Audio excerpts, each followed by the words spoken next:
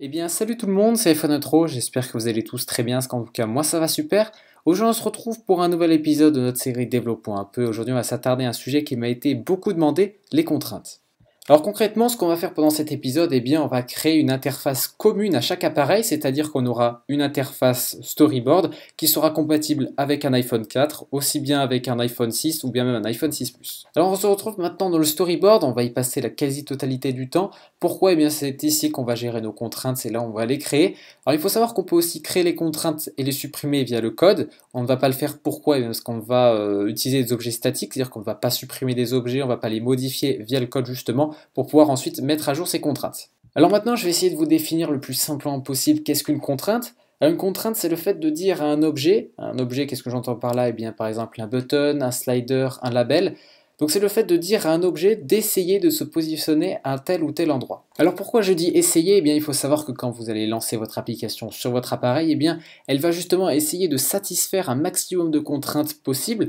Alors il faut savoir qu'il y en a certaines qui sont complètement irréalisables et d'autres qui ne collent absolument pas avec ce que vous avez pensé. C'est pour ça d'ailleurs que vous avez des fois des warnings dans la console qui vous dit qu'il ne peut pas satisfaire des contraintes, ou bien vous avez carrément dans le storyboard qui vous dit, qui vous met des warnings ou même des petites flèches en rouge pour dire qu'il y a une erreur dans le storyboard. Alors je vais vous montrer un petit exemple très simple. Alors pour le moment je ne vais pas installer la contrainte, on va voir ça un tout petit peu plus tard juste après pour justement bien vous expliquer. Alors exemple d'un problème, par exemple dire à cet objet, donc ma view que j'ai mis en couleur comme ceci, de caler ma view, donc dire qu'il doit y avoir 0 espace entre le bord gauche et ma view, et également pareil donc avec le bord droit, donc 0 espace, mais que ma view fasse par exemple cette taille là. Chose qui est absolument impossible, car on ne connaît absolument pas l'épaisseur de l'appareil qui va justement lancer l'application. Ça peut être aussi bien un iPhone 4S ou bien même un iPad, donc là encore ce n'est pas possible de prévoir à l'avance l'épaisseur de notre view. Alors on va maintenant voir quels sont les avantages et inconvénients aussi d'utiliser les contraintes. Alors le premier avantage qui vient à l'esprit, eh bien c'est que c'est très simple, c'est-à-dire qu'on a un seul storyboard, point barre, on fait notre travail, on compile, ça fonctionne avec tous les appareils. Donc ça c'est vraiment le rêve, ça fonctionne partout. Le désavantage des contraintes, c'est que c'est assez brouillon. Alors c'est quand même je trouve que c'est vraiment un problème. Je suis pas le seul à le dire. Il y en a beaucoup de personnes qui me le disent. Il y a aussi sur les forums beaucoup de personnes qui se plaignent. Moi aussi, il y a des moments je ne comprends pas tout. C'est assez bizarre. C'est très Enfin, en fait, il y a énormément de choses en fait dans les contraintes. Il y a beaucoup de facteurs qui viennent en compte. C'est de la logique, mais en même temps, il faut quand même. Enfin, il y a quand même beaucoup de paramètres en fait. On va résumer comme ça. Donc il y a beaucoup de paramètres qui rentrent dedans et qui fait que la chose n'est forcément pas très claire. Je suis le premier aussi à dire que c'est pas forcément terrible, mais ça rend bien service quand on arrive à bien le maîtriser. Alors là, aujourd'hui, je vais aussi vous apprendre vraiment la base. Je vais pas rentrer dans les détails, mais normalement, si vous avez tout compris ce que je vais vous raconter aujourd'hui, vous devrez vous débrouiller à faire une application correcte, sans souci, du moins avec les contraintes. Alors, ces contraintes, donc voilà l'avantage. Alors, on peut passer aussi par plusieurs storyboards. Alors, ça existe par exemple de faire un storyboard pour l'iPhone 4, un storyboard pour l'iPhone 5, etc. Seul désavantage de ça, c'est que c'est extrêmement lourd, parce qu'un storyboard, si vous faites une grosse application, ça peut facilement atteindre 5-6 mégas. Et en plus, c'est long à charger. Un storyboard, en général, c'est très long à charger. Donc là aussi, vous allez perdre énormément de temps. Et le pire du pire, c'est que si vous faites une modification sur un storyboard, il va falloir la faire pour tous. Alors ça aussi, c'est quand même assez emmerdant. Donc c'est pour ça qu'on préfère passer par des contraintes. Dernière chose, avant de commencer enfin à vous expliquer comment ça marche, je sais que c'est long, mais je suis obligé de faire ça parce qu'il y a quand même beaucoup de choses à apprendre sur les contraintes. C'est vraiment très vaste. Alors dernière petite chose, eh bien c'est pour la mise en place du view controller. Alors, comme vous pouvez le voir ici au niveau du storyboard, il est assez grand, il ne fait pas penser à un iPad, il ne fait pas non plus penser à un iPhone. Je vais expliquer un petit peu qu'est-ce qu'il faudrait mettre. Alors personnellement, si vous voulez faire une application iPad et iPhone, je vous conseille de faire 2 storyboards. Alors là, vous allez me dire, c'est pas ce que tu as dit juste avant, Dimitri, il faut faire un storyboard, c'est mieux. Effectivement, c'est mieux, mais vous allez vite vous rendre compte que c'est vraiment la galère de faire iPad et iPhone. Pourquoi je dis ça? Parce que vous avez 2 designs forcément qui sont complètement différents. Comme vous avez pu le voir, les applications qui sortent aujourd'hui ont un design qui change quasiment radicalement, que ça passe de l'iPhone à l'iPad. Les applications, on se demande même des fois si c'est les mêmes. Donc c'est pour ça que je vous conseille de faire un storyboard pour l'iPad et un storyboard pour l'iPhone. Pour cela, c'est très simple, vous faites New Storyboard, vous créez un nouveau storyboard. Pour cela, ensuite, vous allez cliquer sur le premier View Controller et vous faites iPad Full Screen si vous travaillez sur iPad, ça prendra tous les iPads en général. Et vous travaillez aussi, alors sur iPhone 4, 4,7 pouces, je vous le conseille aussi, les contraintes fonctionneront aussi.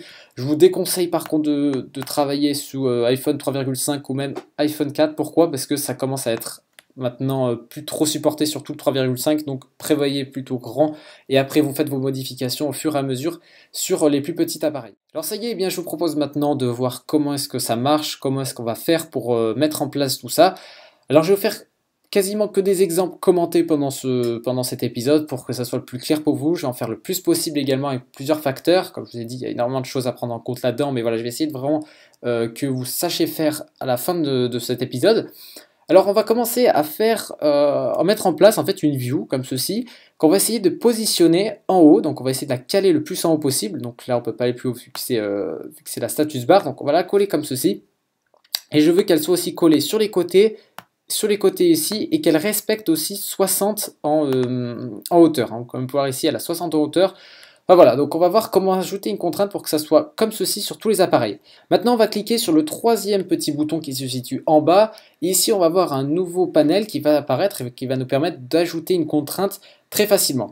Alors cet ajout de contrainte, comment est-ce qu'on va faire? Eh bien la première contrainte à réaliser, on en a plusieurs, eh bien c'est de dire que mon objet et ma status bar doivent être collés. Pour cela, eh bien on va dire que l'espace entre mon objet et la status bar doit être de 0. C'est très simple.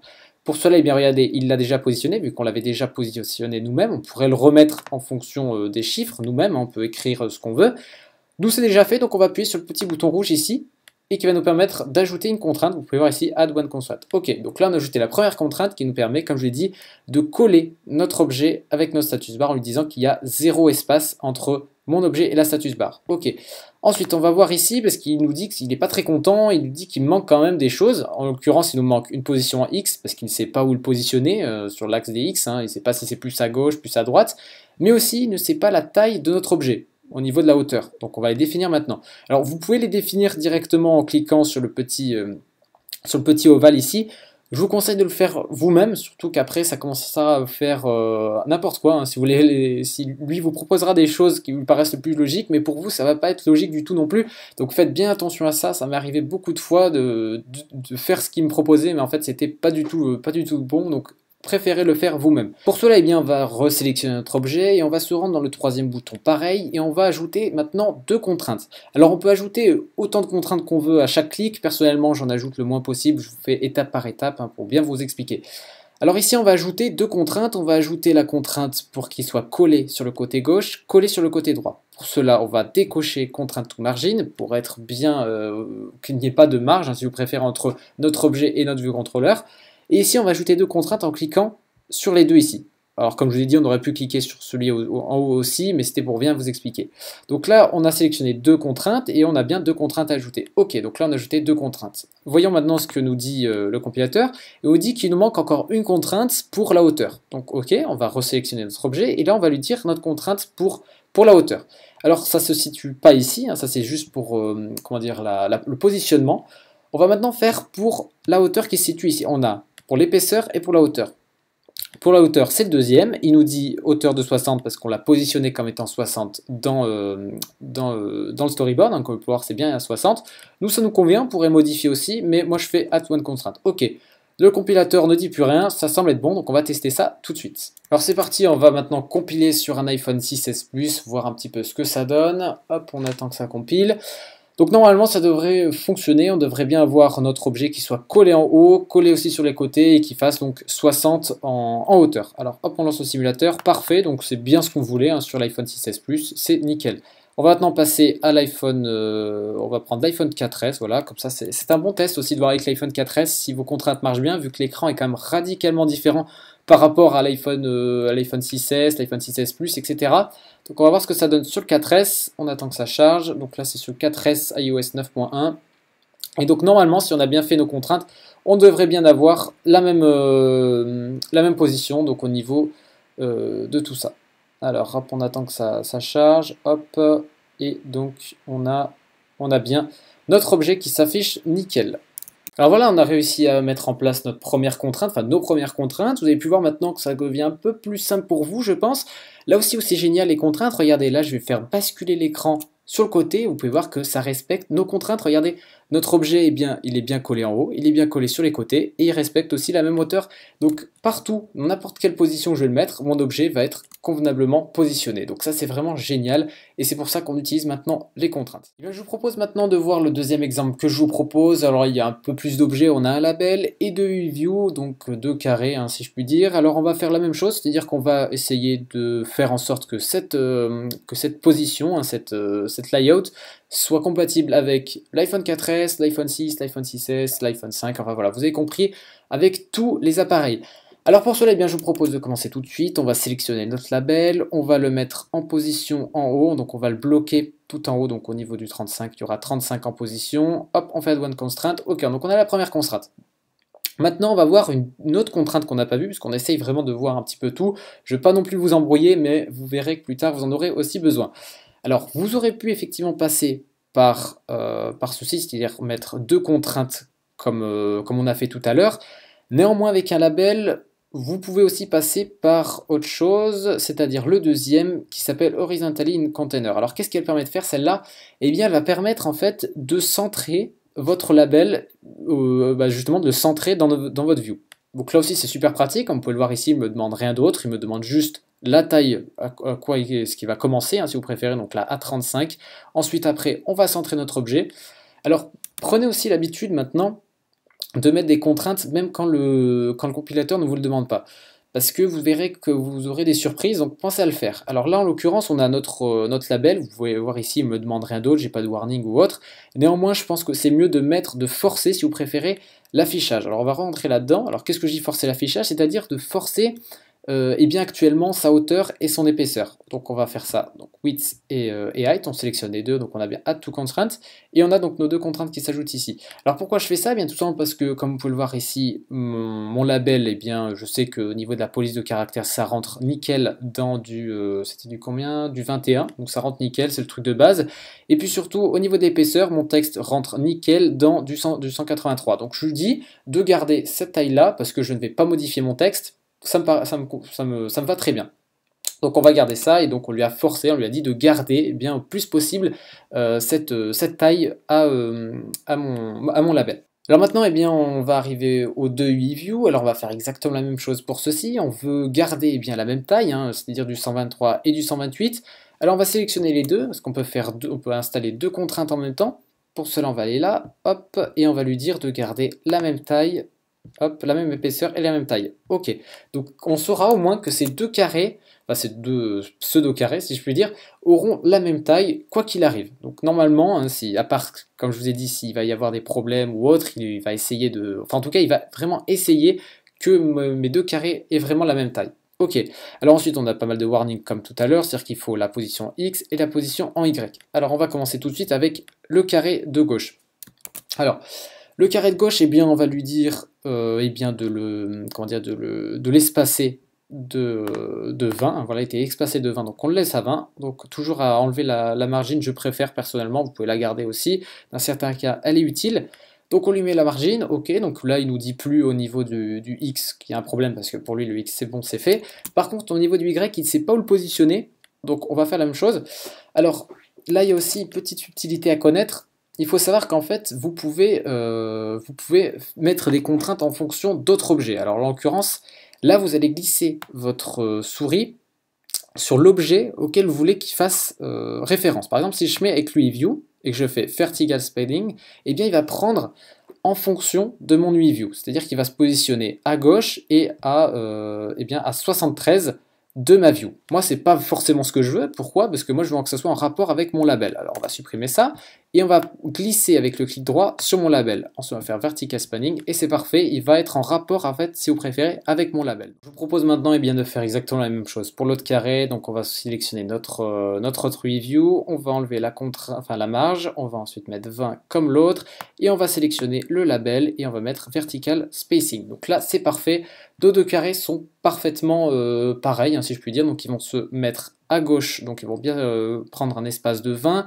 Ils vont aussi respecter un espace de 17 pour celui-ci, 17 pour l'autre également, et 20 pour le côté, tout en gardant la même taille au niveau de la hauteur et aussi de l'épaisseur. Voilà, donc on a terminé toutes nos contraintes. Comme vous pouvez le voir, on en a quand même pas mal hein, qu'on en a ajouté. On va tester ça ensuite sur l'iPhone 6. Donc là, on va compiler. Hop, donc on a bien l'autre position qui fonctionne bien. On va voir si, voilà, quand on met en landscape, vous pouvez voir que eh bien, nos objets eh bien, s'adaptent en fonction. Pourquoi? Parce qu'on a mis une contrainte pour que ça soit toujours égal à 20 et que ça soit toujours égal à 17, je crois, avec le label juste au-dessus. Donc lui, eh bien, il va respecter cette contrainte avec en plus une animation qui est plutôt jolie, qui rend vraiment la chose complètement dynamique. Je propose eh bien aussi de vérifier maintenant sur l'iPhone 4S, qui est quand même encore une fois, comme je vous l'ai dit, un bon moyen de vérifier si ça fonctionne bien. On teste sur l'iPhone 4S. Alors j'espère que ça va se lancer. Il est toujours un peu long. Quand on change de simulateur, c'est un peu long en général. On va voir ce que ça donne maintenant sur l'iPhone 4S. Alors hop, ça se lance. Ok, donc là c'est convenable. Donc comme je vous avais dit, eh bien, on a un espace beaucoup plus petit, hein, vu que l'écran est bien plus petit aussi. Donc il faut bien qu'il respecte les 20 et les 17, mais vu qu'il n'y a pas trop d'espace pour l'écran, il a un peu moins d'espace pour lui.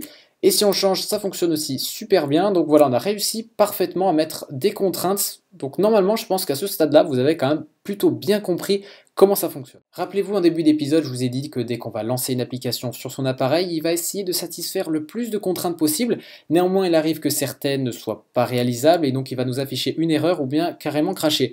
Alors je vais vous demander maintenant eh bien, de penser à un endroit. On va installer une contrainte qui n'est pas faisable, donc je vous propose eh bien, de réfléchir vous-même, ou bien de le tester vous-même de votre côté, à un endroit de contrainte qui n'est pas réalisable vis-à-vis de tout ce que je vous ai montré. Donc je vous montrer un exemple sur iPhone 6, un exemple sur iPhone 4S, donc essayez de réfléchir par vous-même à un endroit où on pourrait mettre une contrainte qui n'est pas réalisable, pour bien que vous compreniez comment ça marche. Alors si vous avez compris, si vous avez trouvé, hein, je vais vous montrer un petit peu juste après la correction, si vous avez trouvé par vous-même cet endroit, eh bien vous pouvez dire que vous avez la base, en tout cas, vous avez bien compris comment ça fonctionne les contraintes et c'est super. Alors l'endroit, eh bien, on ne peut pas mettre de contraintes égales, du moins, eh bien, c'est entre les deux objets carrés. Alors là, les deux UIView, bien entendu, je pense que vous avez dû le voir. C'est très simple, pourquoi? Eh bien parce qu'en fait on leur a dit déjà eh bien, de se positionner sur le côté gauche et pour lui le côté droit, donc bien entendu on ne peut pas définir à l'avance, on ne se connaît pas l'espace qu'il y aura entre les deux, il peut complètement varier, hein, que ce soit sur un grand écran, sur un iPad ou bien même sur un iPhone 4S, regardez on a même eu la différence ici, là on a sur un iPhone 6 une différence beaucoup plus grande que sur un iPhone 4S, et donc en l'occurrence eh bien, je vais vous montrer ça, donc on fait un clic droit, donc là je vais vous remontrer ça, hop, on va prendre notre objet, donc un clic droit sur cet objet, ça marche aussi dans l'autre sens en prenant par cet objet là, et on fait horizontal spacing, ça nous met une contrainte entre les deux, une contrainte égale entre ces deux là, donc une contrainte de 89, donc pour lui il doit respecter 89 entre ces deux là, mais aussi que celui-là soit collé sur le côté et que celui-là soit aussi collé sur le côté, chose qui est irréalisable. Donc on va compiler ça pour voir un petit peu ce que ça donne. Et bien sans surprise, il ne peut pas réaliser toutes les contraintes, comme vous pouvez le voir ici, il a réussi à en faire le plus possible pour lui, mais il y en a certaines qu'il ne peut pas, comme par exemple, je crois qu'il a fait sauter celle-ci, hein, tout simplement, il a fait sauter celle-ci au niveau de la taille de notre carré, il ne peut pas la faire, regardez, ça dépasse, donc pour lui, eh bien, il a satisfait la contrainte qui permet de le coller à côté, il a fait aussi celle qu'on a mis en dernier, donc celle de 89 au milieu, celle du carré à gauche. Mais par contre, il n'a pas pu réaliser cette contrainte. Regardez, si j'enlève, normalement, ça devrait plus avoir de problème, hein, vu que la taille va être complètement indéfinie. Et hop, il la resize lui-même. On n'a plus d'erreur dans NSLog. Donc on a réussi, en gros, à corriger notre problème en passant par une autre contrainte. Donc c'est pour ça que c'était très important pour vous de voir comment, pourquoi ça fait une erreur, tout simplement. Je pense que c'était un bon entraînement pour vous de détecter une erreur. Là encore, si je mets en mode portrait, en mode paysage, vous pouvez voir que mon carré, vu qu'il n'y a plus de contraintes à ce niveau-là, il fait ce qu'il veut, hein, c'est-à-dire que lui, il va satisfaire ses contraintes, mais celle où je n'ai pas mis, donc c'est-à-dire l'épaisseur de ce carré à droite, il fait ce qu'il veut, et puis c'est bien ce qu'on lui a dit, hein, tout simplement, lui, il va satisfaire ses contraintes, il va faire ses calculs lui-même, on lui dit ce qu'on veut, et il se débrouille. Donc voilà comment ça marche au niveau des contraintes, j'espère avoir fait vraiment le tour de toutes vos questions, j'espère en tout cas d'avoir été vraiment clair. On a fait quand même je vous ai montré pas mal de choses, hein, je vous montrais quasi-totalité des contraintes quand même, je vous ai montré la base, celle pour centrer, faire par rapport à notre objet qui est ultra important également, comment passer une erreur, je pense que j'ai vraiment fait le tour, j'espère en tout cas que ça vous a plu, n'hésitez pas à faire des retours dans l'espace commentaire, c'était iPhone Retro, allez ciao tout le monde.